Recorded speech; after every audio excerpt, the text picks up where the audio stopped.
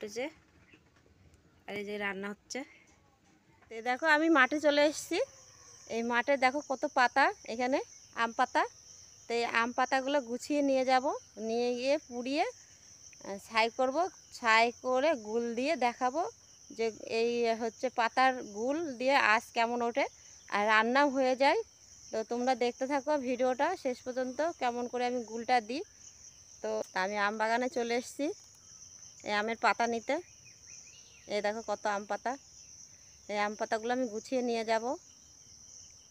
তো দেখো, তো চলো শেষ পর্যন্ত দেখতে থাকো কেমনভাবে আমি দিই। রান্না করে ছাই দিয়ে গুল বানিয়ে তোমাদেরকে দেখাবো। এগুলো হচ্ছে আম পাতা।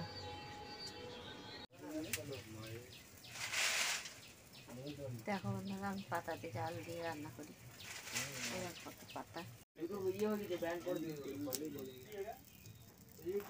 তো বন্ধুরা দেখো, আমি এই আম পাতাটা পুড়িয়ে রেখেছি, জল দিয়ে নিভিয়ে রেখেছি। কয়লাটা ভালো হয় নিভিয়ে রাখলে, আর যদি জল না দেওয়া যায় তাহলে কয়লাটা সাদা হয়ে যায়। তো এই পাতার ছাই দিয়ে গুল দিয়ে তোমাদেরকে দেখাবো যে কেমনভাবে আঁচ দিতে হয়। তো বন্ধুরা দেখো, আমি এই আম পাতার ছাই করে রেখেছি পুড়িয়ে। তো এই ছাইগুলো দিয়ে আর এই গোবর দিয়ে আমি তোমাদেরকে গুল দিয়ে জ্বালিয়ে তোমাদেরকে দেখাবো। তো আমি কেমনভাবে দিই তোমরা দেখতে থাকো বন্ধুরা। এই যেরকম করে আমি, তো দেখো বন্ধুরা, আমি এই যে ছাইগুলো গোবর দিয়ে মাখিয়ে নিলাম। নেওয়ার পরে এই গোল গোল এরম করে করে আমি দেবো। এই যে এরম করে করে আমি বড় বড় করে দিতে হয় এইগুলো।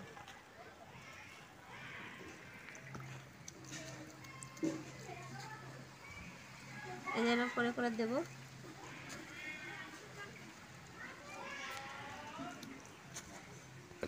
দেখো বন্ধুরা, আমি এরম করে করে আমি দিয়ে নিচ্ছি। এগুলো শুকাতে 2-3 দিন দেরি হবে। 2-3 দিনের মধ্যে শুকিয়ে গেলে এগুলোকে আমি হচ্ছে ঘুঁটো ছাড়াই আঁচ ধরানো যায়, এগুলো ঘুঁটো লাগে না।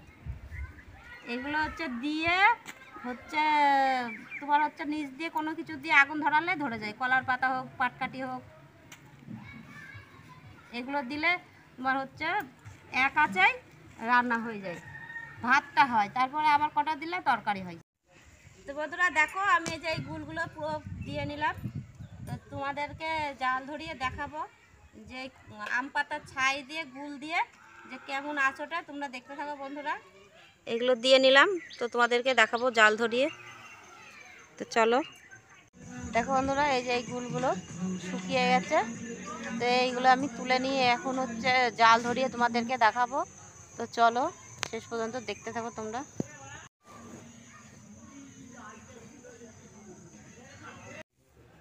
দেখো বন্ধুরা, এটা হচ্ছে শিকের উনুন। এবার এই তোমার এই গুলগুলো আমি উনুনে দিয়ে দিলাম।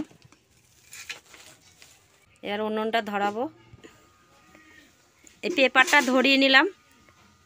ধরানোর পরে আমি এই নিচ দিয়ে ধরাবো। এই এই পাতার গুলগুলো নিচ দিয়ে ধরাতে হয়, উপরে ঘুঁটো দিতে হয় না। এই যে এরকম করে ধরিয়ে দিলাম নিচ দিয়ে, এবার ধরে যাবে। এ দেখো বন্ধুরা, যে পাতার গুলটা দিয়েছিলাম সেই পাতার গুলটা দিয়ে আমি আঁচ ধরিয়ে দেখালাম তোমাদেরকে।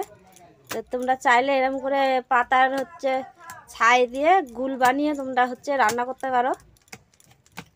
এই দেখো আঁচটা উঠে গেছে, এই যে আঁচটা উঠে গেছে, এই দেখো জ্বলছে। এবার আমার ভাতটা হয়ে যাবে, তারপরে আবার আর কটা দেবো। দেওয়ার পরে তোমার হচ্ছে তরকারি হবে। দুবার করে দিতে হয় এই আঁচটা। এই তো এমনি কয়লার গুল তো না, এগুলো এমনি পাতার ছায়া এগুলোর গুল, ওর জন্য দুবার দিতে হয়। পাতার ছায়া গুল দুবার দিলেই হয়। এই দেখো বন্ধুরা, আঁচটা কত সুন্দর উঠেছে। আর এই যে রান্না হচ্ছে, দেখতে পাচ্ছ। তোমাদের যদি ভিডিওটা ভালো লাগে, লাইক কমেন্ট শেয়ার করে চ্যানেলটাকে সাবস্ক্রাইব করে পাশে থেকো বন্ধুরা।